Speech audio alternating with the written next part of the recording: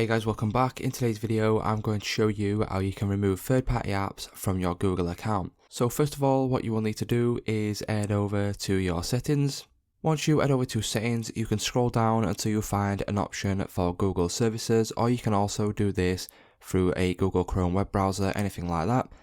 Click on this and then click on manage your Google account. Once you click on manage your Google account, as you can see along the top bar here, it is scrollable, so scroll across until you find security and then select security.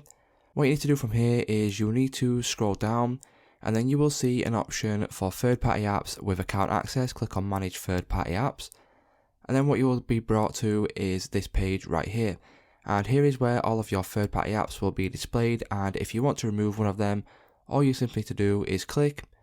So if I click on this and then I can now click on remove access.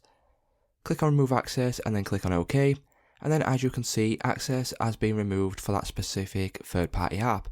So it's just that simple guys. If this video did help you out, please leave a like on today's video and I will see you in the next one.